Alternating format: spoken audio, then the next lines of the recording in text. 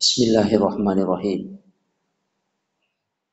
Assalamualaikum warahmatullahi wabarakatuh.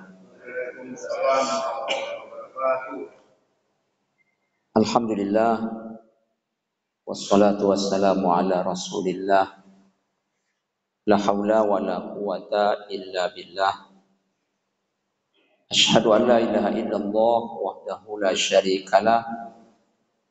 Wa ashhadu anna Muhammadan abduhu wa rasuluh la nabiyya ba'dah. Rabbi shrah li sadri wa yassir li amri wahlul 'uqdatam min lisani yafqahu qawli. Kaum muslimin, kaum muslimat, tamu-tamu Allah yang berbahagia, mari kita bersyukur dan memuji Allah Ta'ala. Kita ucapkan alhamdulillahi rabbil alamin. Kita masih dapat beribadah sampai hari ini. Semoga Allah Ta'ala menerima ibadah kita semua. Amin ya rabbal alamin. Kita ucapkan pula salawat dan salam. Allahumma salli ala Sayyidina Muhammad wa ala ali Muhammad. Kita mohonkan kepada Allah Ta'ala semoga selalu dilimpahkan kepada Nabi Muhammad sallallahu alaihi wasallam.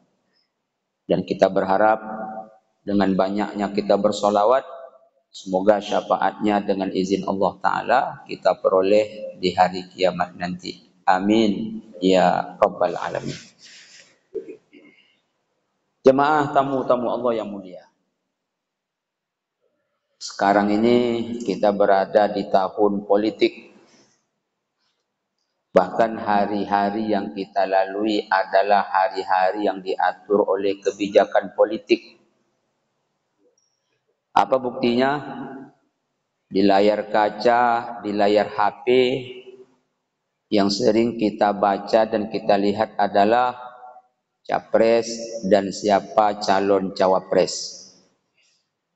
Kemudian bacalek baik tingkat kota sampai pusat.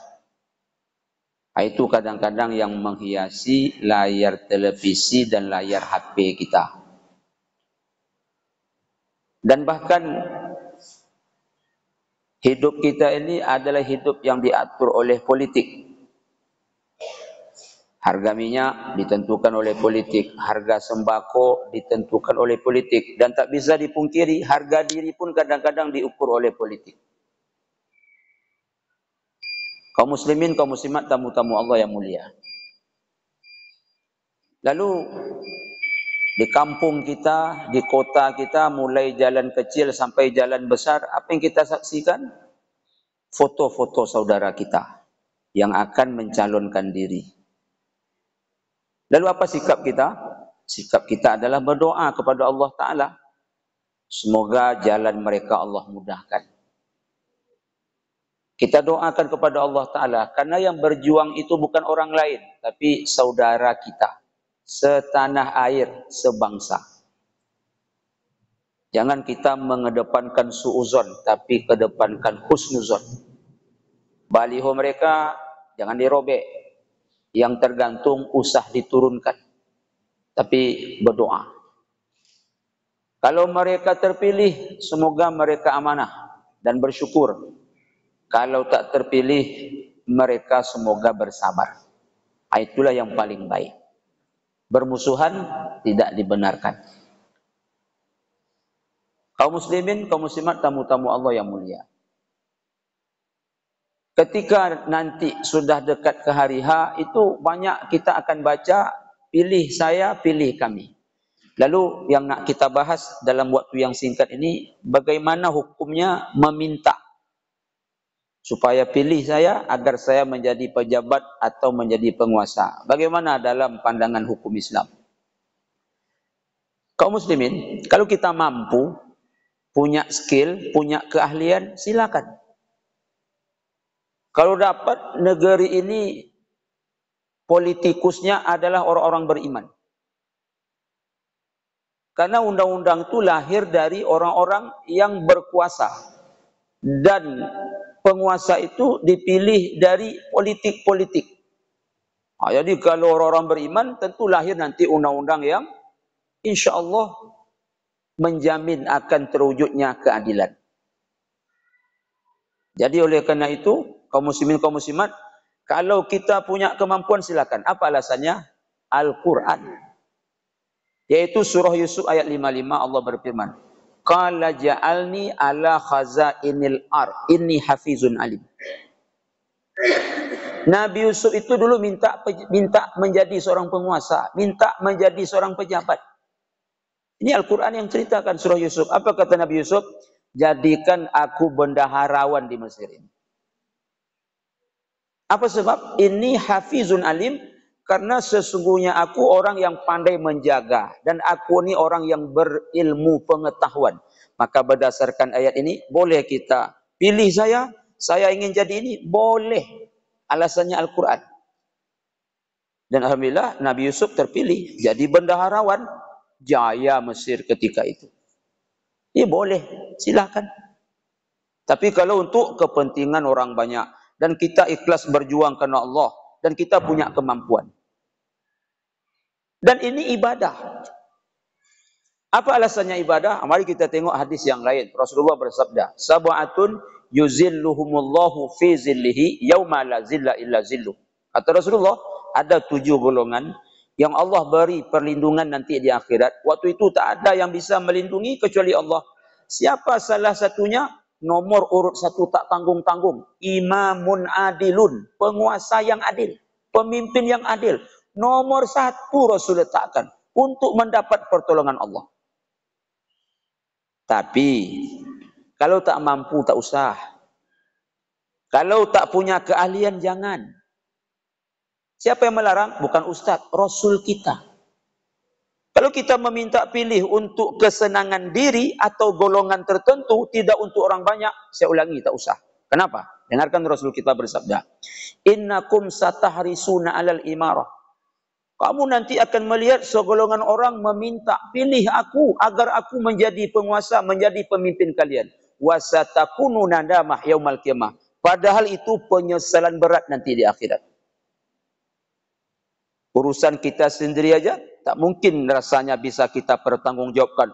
Apalagi nanti Allah bertanya tentang banyak orang yang dulu kita pernah pimpin. Na'udzubillah. Ini kata Rasul, bukan kata ustaz. Lalu apa kata Rasulullah SAW? Hadis yang panjang, Rasul menasihati salah seorang sahabat, namanya Abdurrahman bin Samurah. Apa kata Rasul? Kau tak boleh meminta supaya jadi penguasa. Karena kalau kau meminta lalu diberi, engkau nanti akan diterlantarkan. Beda kalau kau tak minta lalu diberi, kau terima, kau akan ditolong oleh Allah Ta'ala. Begitu kata Rasulullah SAW. Dan bahayanya kalau kita meminta, kita tak kuat, kita tak amanah, dan hanya untuk kesenangan pribadi. Dengarkan, apa kata Rasul kita? Ini ngeri ini. Hadis riwayat Imam Bukhari. Ma min abdin yastar'ihillah ra'iyya yawma yamut wa huwa ghashun li ra'iyati illa haramallahu wajahu 'alan nar, 'alal jannah. Dengarkan artinya.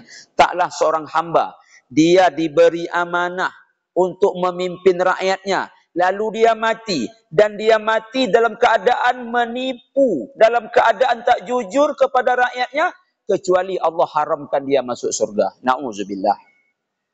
Sahih riwayat Imam Bukhari dan Muslim. Kaum muslimin, sebagai penutup ada sebuah cerita singkat. Ada seorang pemimpin namanya Sa'id bin Amir al-Jumahi. Siapa dia? Gubernur di Homs. Homs itu mana? Syria sekarang. Jadi ketika Khalifah Umar bin Khattab berkuasa, lalu apa kata Khalifah? Amir, Sa'id, engkau kupilih jadi gubernur di Homs. Sa'id menolak. Sa'id tak mau dia. Karena Sa'id menolak, marah Umar. Aku ni kemarin jadi presiden, aku tak mau juga.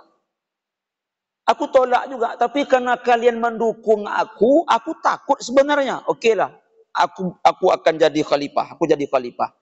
Tapi jangan pikulkan kepada aku sendiri beban berat ini. Ini bahaya. Tolong aku.